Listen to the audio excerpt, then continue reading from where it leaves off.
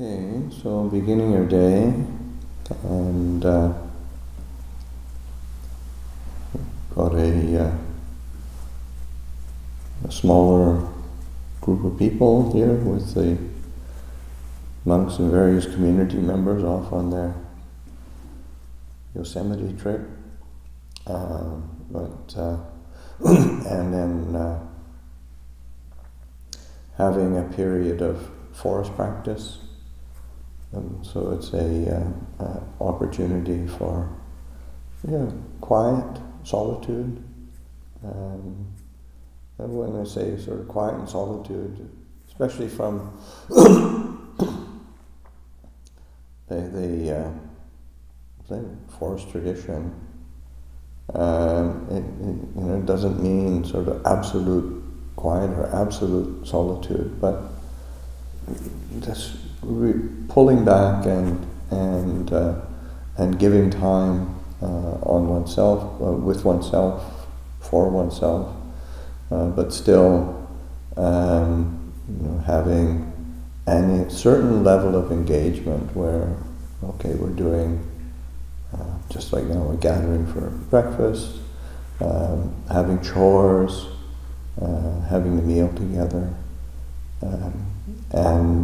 but then, say, although today is Saturday and there will be puja tonight, but in general for these next several days it's open schedule, so that giving oneself the opportunity and the time to have a continuity of just a certain spaciousness,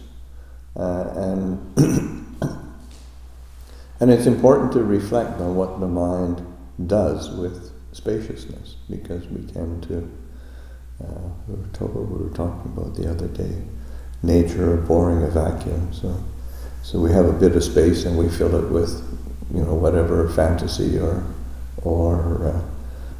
obsession that well, it doesn't really matter. Whatever closest to hand will do.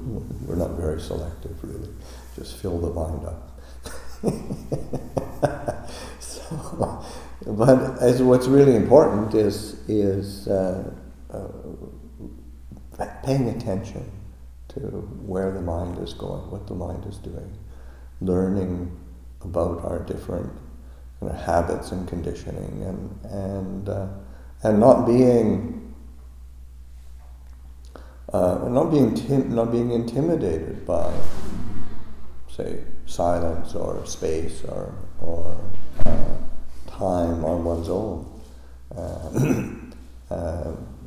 Picking it up and learning from it, picking it up and becoming very familiar, because just the habit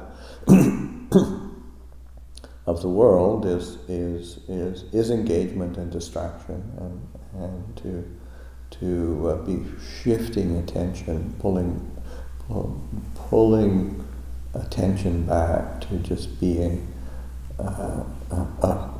say aware and content. I mean, those are qualities that they're really cherished, and they're actually quite difficult to sustain. So it's to not get frustrated or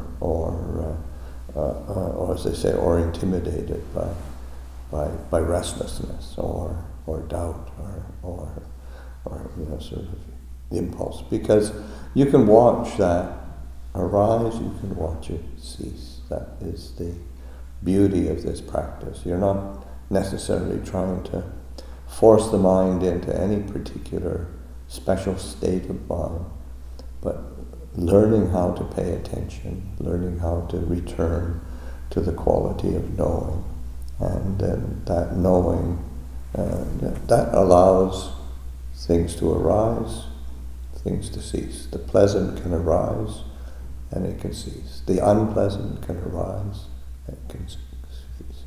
The neutral, which is where we usually sort of, in terms of where our fantasies start to take over, is something's neutral, nothing much is happening.